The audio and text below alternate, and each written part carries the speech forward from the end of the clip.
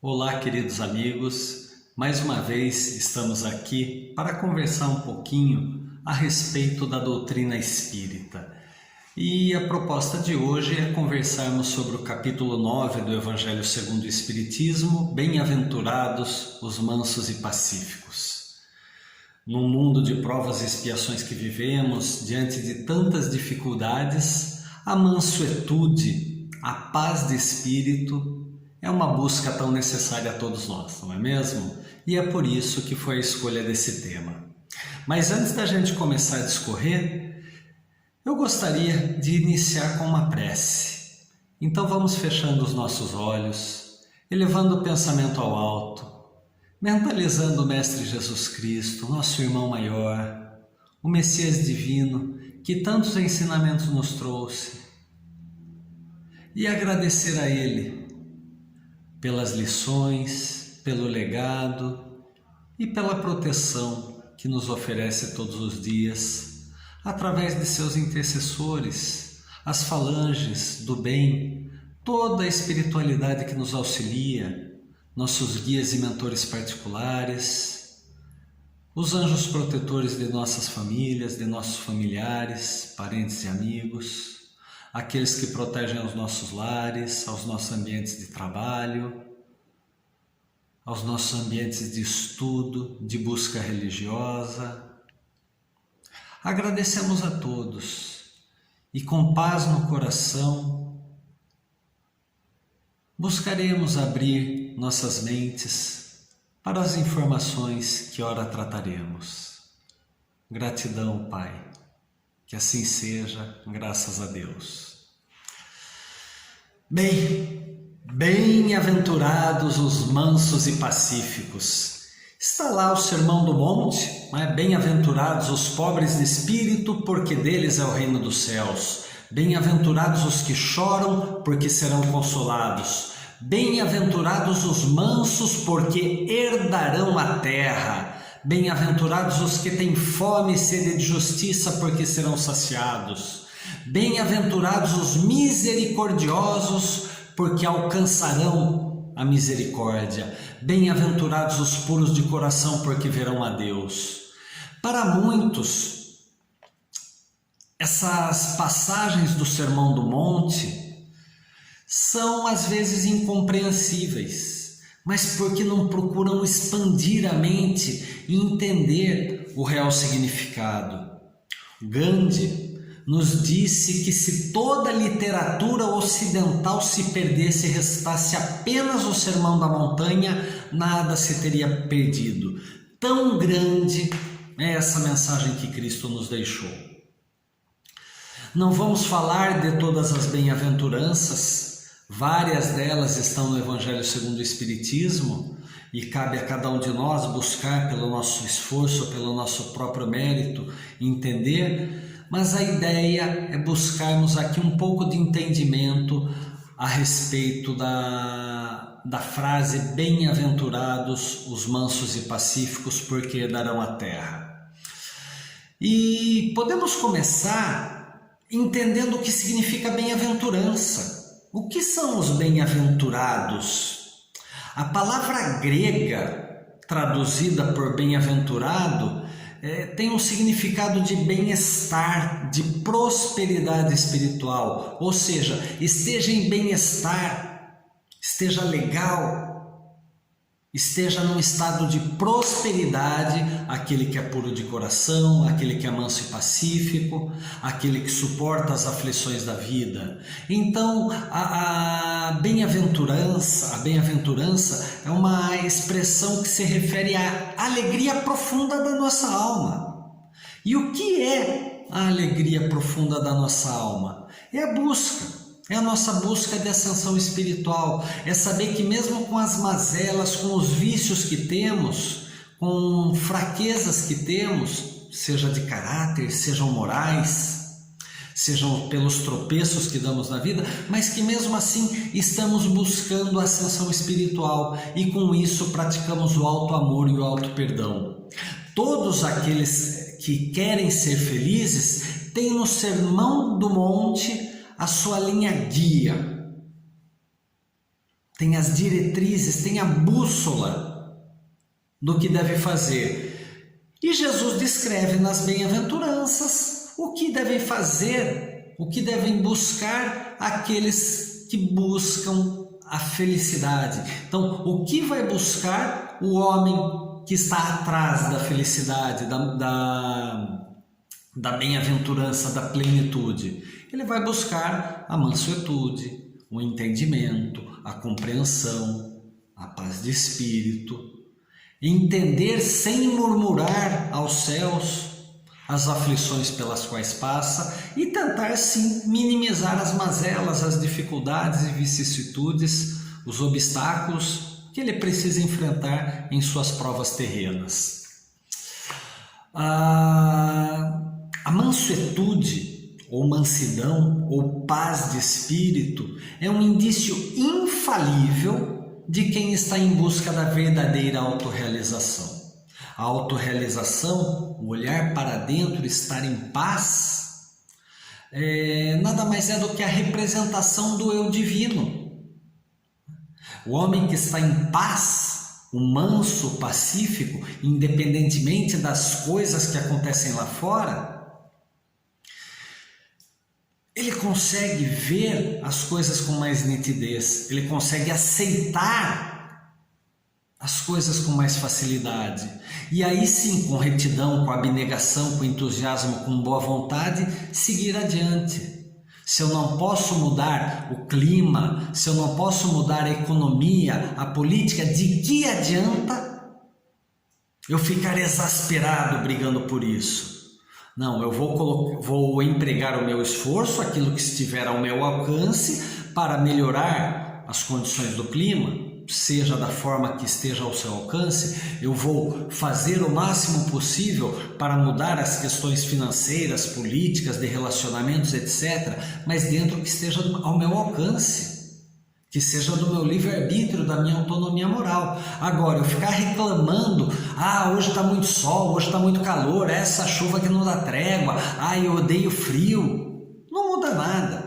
Ficar reclamando da política desse ou daquele órgão não adianta nada. O que eu vou fazer que possa imprimir uma condição melhor àquela situação? Ficar só reclamando da política ou das condições financeiras e sociais nos grupos de WhatsApp vai levar alguma coisa? Não. Então, na verdade, o que é que eu vou fazer? Arregaçar as mangas e trabalhar.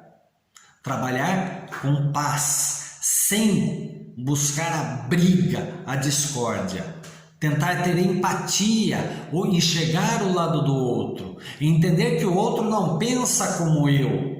Ele tem histórias de vida, não só desta vida, mas de várias outras vidas, e carrega toda essa carga emocional com ele. Aquele que é manso e é pacífico consegue promover a empatia com mais facilidade, com mais tranquilidade. E em que consiste a mansidão? A mansidão é a desistência de qualquer violência. Seja violência física, seja violência mental. E se substituir essa violência pela paz do espírito. Então veja só, a mansidão é desistência de qualquer forma de violência. Todos os seres que não atingiram a consciência espiritual, a maturidade, recorrem à violência para conseguir os seus intentos, os seus fins. Isso vem da nossa irracionalidade. Pensa no animal. O animal não tem raciocínio, não tem o intelecto do qual o homem é dotado. E aquilo que ele faz ou é instintivo de fugir, ou é instintivo de recorrer à violência. Então isso é animalidade. Os irracionais conhecem apenas a violência material, porque se o bichinho foge daquele que é mais forte, É porque tem um mais forte querendo implementar a violência da força bruta.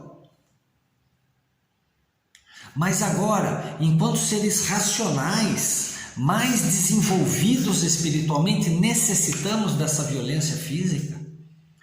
Não, já passamos realmente por várias fases da violência física em toda a humanidade, desde há 25 mil anos atrás, com os homens das cavernas, né, com o hominídeo primata, ainda animalizado, sem muito desenvolvimento intelectual, ainda recorria à animalidade.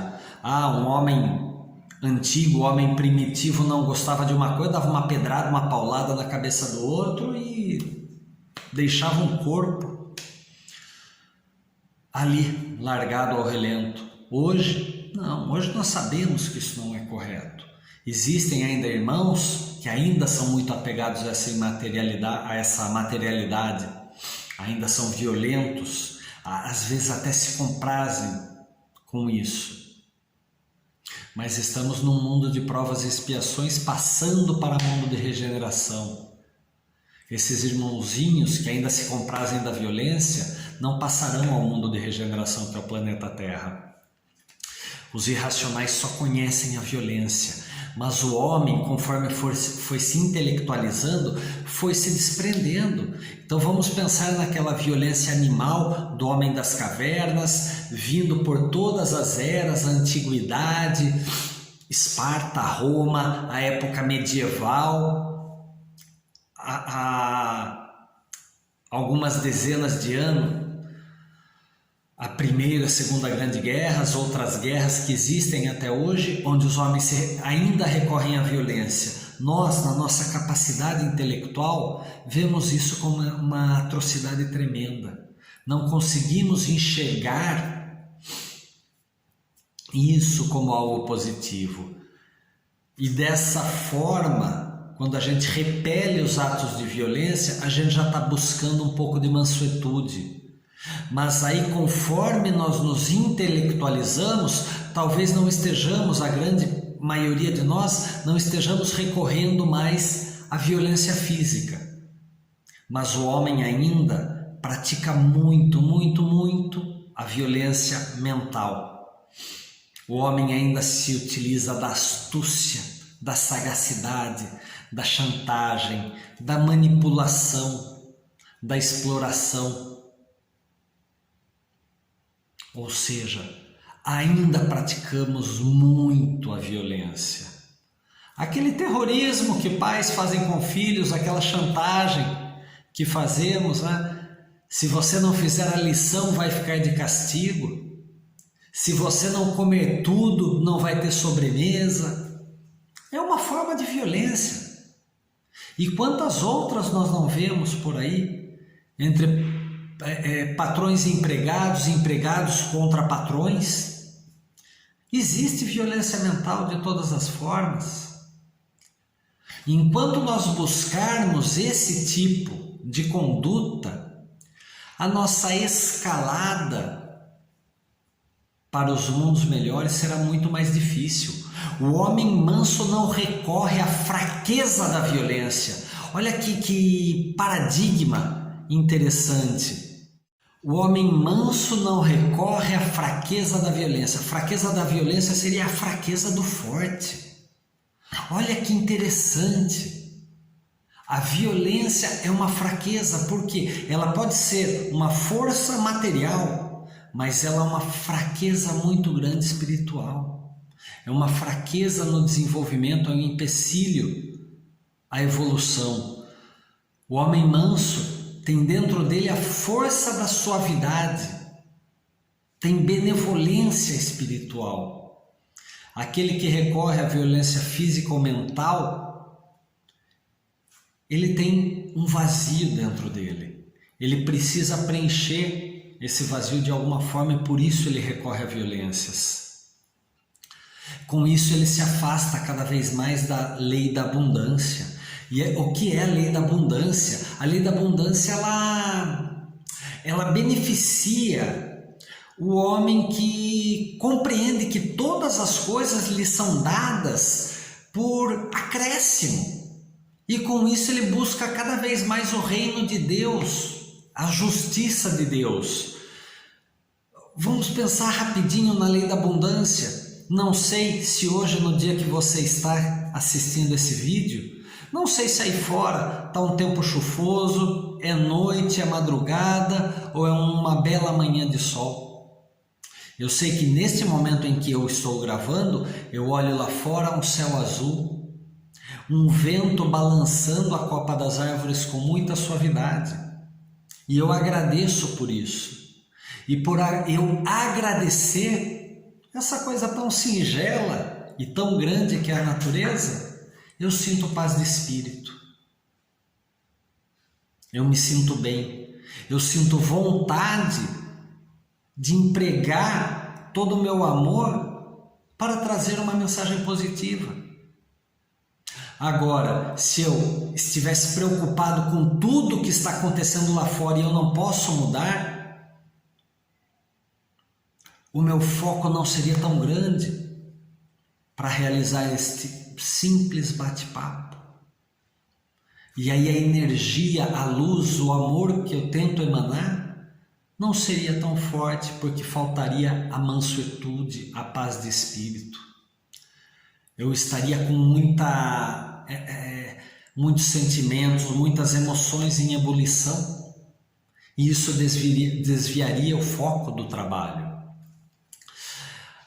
O homem que busca a mansuetude, ele não apenas crê, não é apenas crer, ele vai muito mais, porque ele sabe e vivencia. O homem manso sabe, sente e vivencia cada dia como uma grande verdade, cada momento como uma grande verdade.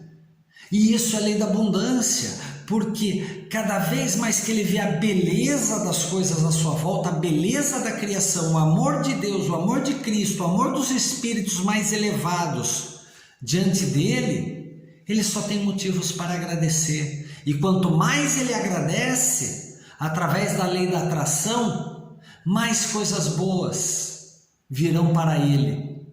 E aí a lei da atração e abundância mutuamente se alimentando. Quando o homem avança no caminho da sua evolução espiritual, ele compreende que a violência física e mental nada mais é, como eu falei há pouco, que um sinal de fraqueza. E a busca pela felicidade, a busca pela plenitude, tem muito a ver com a mansuetude. Porque quando o homem recorre às fraquezas da violência, ele ainda está muito materializado, ele está no plano horizontal. E quando ele está no plano horizontal, buscando cada vez materialidade, ele fica buscando quantidades. Ele fica querendo preencher aquele vazio que o leva à fraqueza da violência com quantidades. Então veja os grandes reis conquistadores que tivemos no passado. Eles queriam quantidade de terras, quantidades de súditos, quantidades de ouro. Viviam dentro de uma ilusão. Então quando se trata no plano horizontal, material, se busca somente quantidade, quantidade, quantidade, e o homem vive numa ilusão. Ele pode até acreditar na força espiritual, numa força divina, mas não se entrega a ela, não tem benevolência. No entanto, quando promovemos a busca da nossa felicidade num plano vertical, a gente compreende que não são as quantidades, mas sim as qualidades das coisas que tem realmente valor. E a qualidade das coisas está em angariar boas virtudes, está em ter momentos bons de um breve relacionamento que você possa ter com qualquer pessoa. Aí eu encontro a mansuetude, aí eu encontro a paz, porque longe do hedonismo e da materialidade, da ilusão, eu me encontro como um verdadeiro ser. Eu uno a lei da abundância com a lei da atração, em prol da minha ascensão espiritual, buscando qualidade de vida, qualidade de relacionamentos, qualidade no alimento, no simples alimento que eu estou ingerindo. Uma mordida naquela maçã, eu emprego uma energia positiva e eu trago nutrientes e isso traz paz. Num breve inspirar e expirar, eu busco paz, eu busco serenidade, eu busco harmonia. Então o homem que busca a felicidade, ele sente, ele percebe, ele vivencia a causa real de todas as coisas.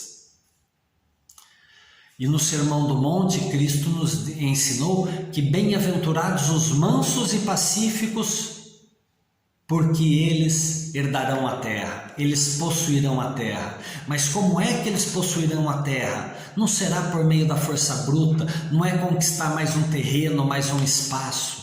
Tudo será feito com a força espiritual. É a diferença entre o espírito da força e a força do espírito. Veja os homens que empregaram o espírito da força.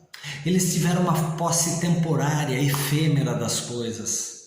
Aqueles líderes de tribo, o homem Neandertal, Alexandre Magno, Júlio César, Gengis Khan, Napoleão, Hitler, entre tantos outros conquistadores, tiveram uma posse temporária de algumas coisas, de alguns terrenos, territórios, de algumas pessoas, quiçá os próprios senhores de escravos, tiveram uma posse temporária por empregar o espírito da força. Ficaram esquecidos na história e no tempo. Se são lembrados, não são lembrados com tanta positividade assim. No entanto, aqueles homens que ao invés de empregar o espírito da força, empregaram a força do espírito, eles têm uma posse permanente e durável. E a posse que eles têm é a posse da nossa admiração, é a posse do nosso respeito, é a posse das nossas orações a eles. Quem são esses grandes homens? Jesus, Buda, Francisco de Assis, Gandhi, Madre Teresa, Irmã Dulce, Chico. Talvez um pai, um filho, um professor, um avô, um tio que você teve, todos eles deixaram um legado, um exemplo pela força do Espírito que habitava, que reinava dentro deles. E com isso eles passavam muita paz, muita mansuetude, retidão e abnegação, e é por isso que eles são um exemplo para todos nós. Como é que esses homens herdarão a terra? Sabemos que estamos num mundo de transição, de provas e expiações para a regeneração. Eles herdarão a terra dessa forma, tendo a oportunidade de reencarnar em mundos melhores. Herdarão a terra com a possibilidade de transitarem, de galgarem um novo degrau no mundo de evolução. No entanto, aqueles que empregaram a força continuarão em mundos de provas e expiações. Talvez sejam degradados, exilados para outros orbes ainda de provas e expiações, porque não estão mais antenados e afinizados com o mundo de regeneração para o qual passará o planeta Terra. Então o paradigma da posse que sempre tivemos em ter mais coisas é quebrado pelas bem-aventuranças, principalmente pela bem-aventurança da mansuetude. É a diferença do ter e do ser, que tanto se fala, mas pouco se pratica.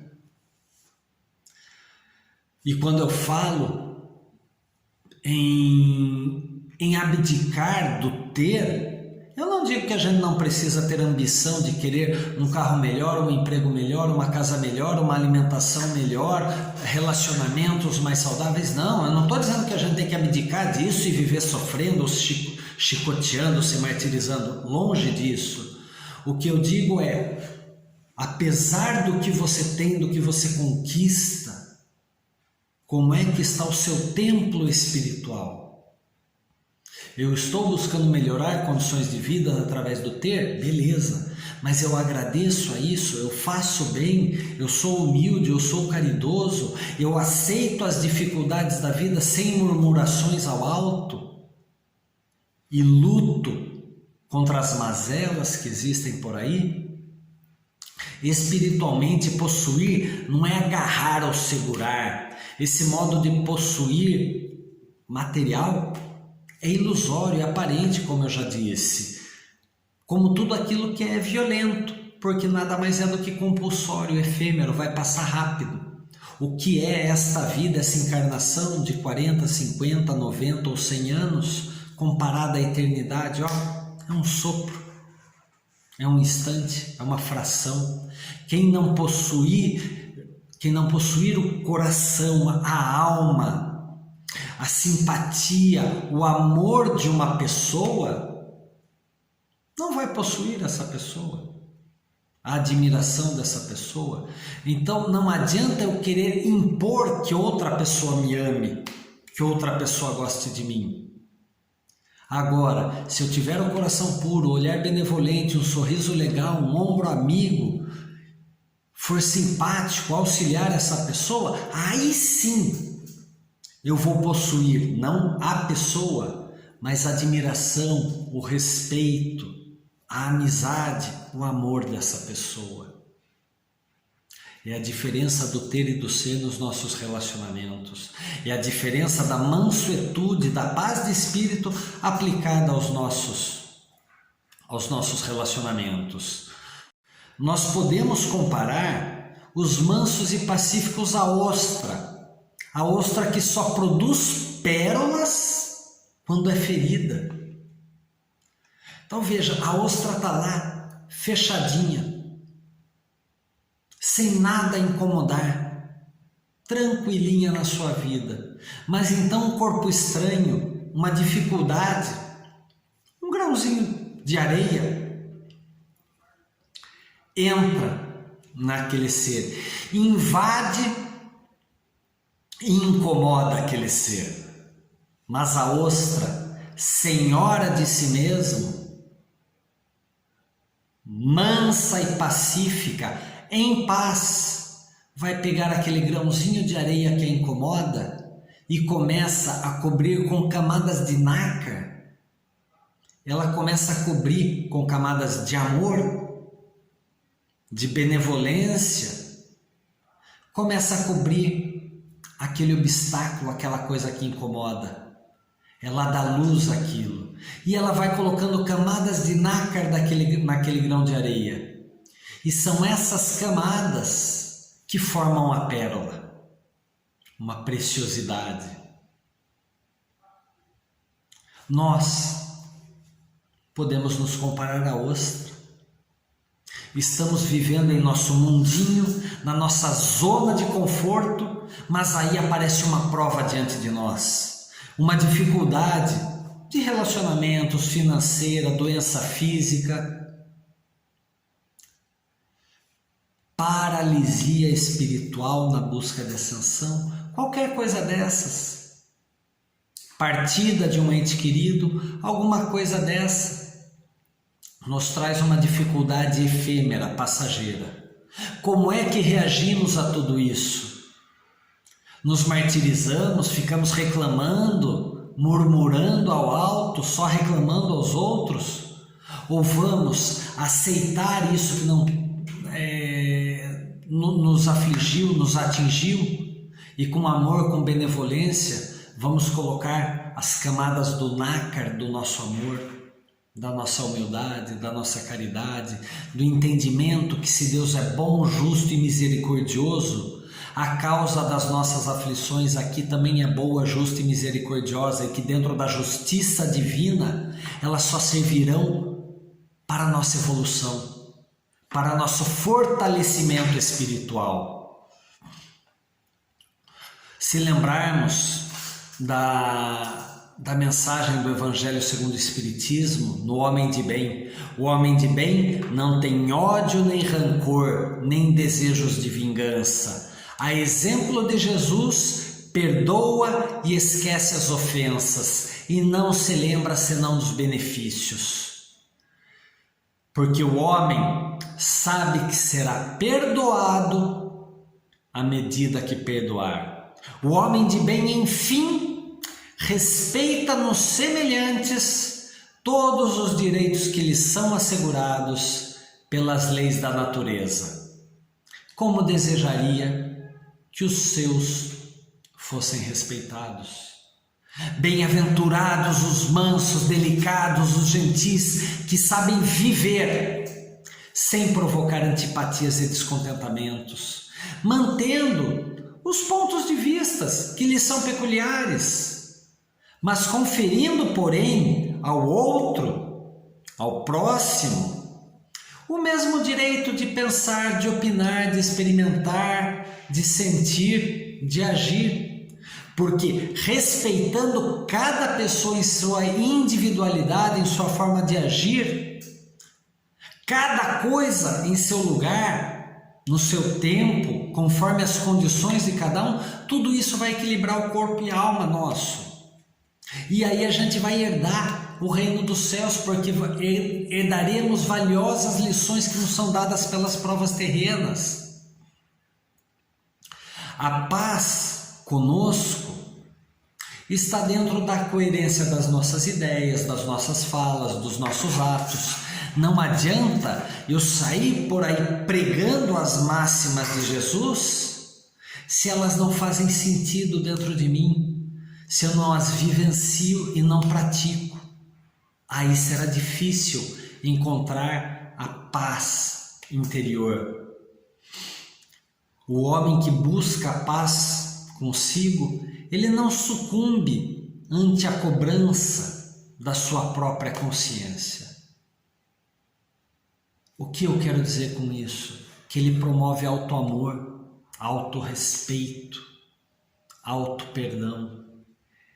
Ele pode cair, mas ele não vai ficar se cobrando, ele vai promover o autoconhecimento. Por que é que eu caí, como eu caí, o que eu tenho que fazer para me levantar e não errar mais.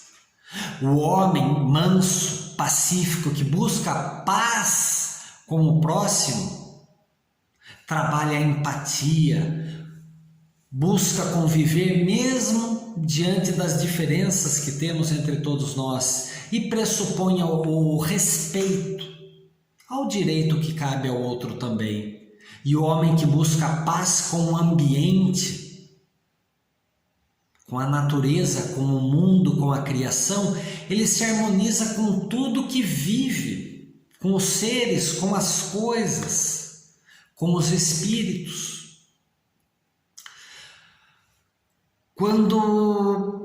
Até mesmo quando o homem destrói, digamos assim, algo do ambiente, como um alimento, ele faz como parte do processo de renovação, com respeito à natureza e aos outros. Se eu vou cortar uma árvore para fazer uma moradia, digamos assim, é com respeito, com agradecimento que eu faço, porque aquela árvore me dará abrigo. Se eu colho uma fruta, algo que é criado pela natureza, eu colho aquela fruta não para jogá-la fora, mas porque ela é necessária ao meu nutriente, aquele nutriente material vai me dar força espiritual. E aquela destruição da natureza, digamos assim, ela é benevolente para mim, para aquele produto, digamos assim, material da criação, é benevolente para o universo. O homem manso busca a paz consigo, a paz com o próximo e a paz com o ambiente, com a criação como um todo. Com isso a gente começa a entender que a paz, ela sempre vai vir de dentro. Não há como fugir dessa premissa. É isso que Cristo nos ensinou. Tenha paz de espírito. Certa vez, conto uma história que certa vez teve um concurso de pintura. E o primeiro lugar, o maior prêmio de reconhecimento, seria dado ao quadro que melhor representasse a paz. E foram lá muitos artistas levar as suas pinturas. E dentre tantas pinturas, os jurados escolheram 3 para chegar à grande final. 3 pinturas maravilhosas que ficaram empatadas, digamos assim. E aí os jurados observaram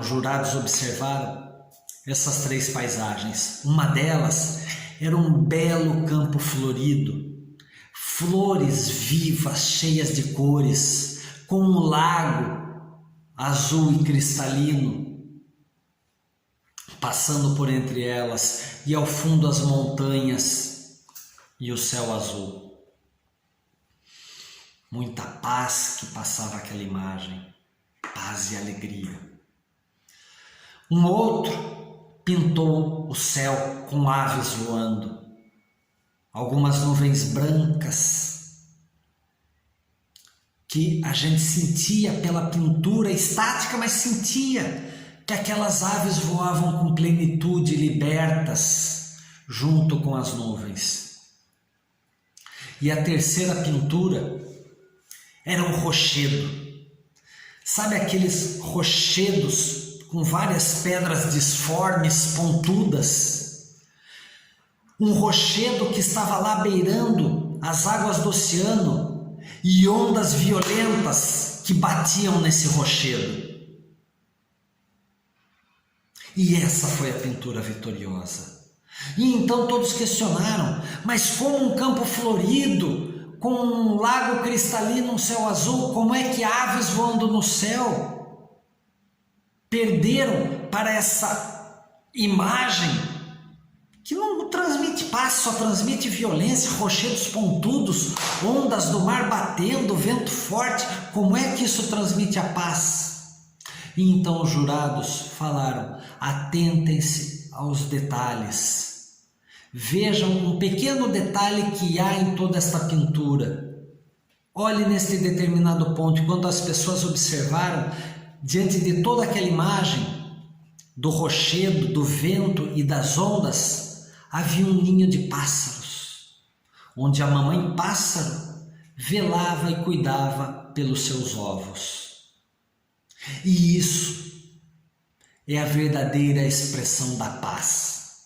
Num mundo atroz, violento, de provas e expiações, com tantas dificuldades, com tantos ventos fortes, com tantas ondas batendo em nossos rochedos, é dentro do nosso ninho, do nosso ser, o nosso templo divino, expandido para o nosso lar, para a nossa família, é que nós encontraremos a paz de espírito.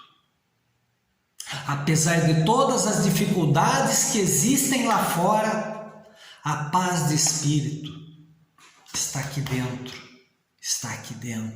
está no nosso ser. Meus irmãos, o caminho da nossa evolução espiritual está intimamente ligado à mansuetude, à paz de espírito. A força que temos dentro de nós para manter a serenidade, a paciência, a tolerância, o não julgamento e desta forma praticarmos o amor ao próximo. Se ainda estamos longe do amor incondicional, que saibamos praticar o amor benevolente, com mansuetude e com gratidão. Eu agradeço a cada um de vocês pela atenção e espero que essas palavras possam lhes tocar e abrir um pouco mais a nossa intelectualidade, a nossa sensibilidade na busca pelos ensinamentos do nosso irmão maior, nosso Mestre Divino, Jesus Cristo. Fiquem com Deus.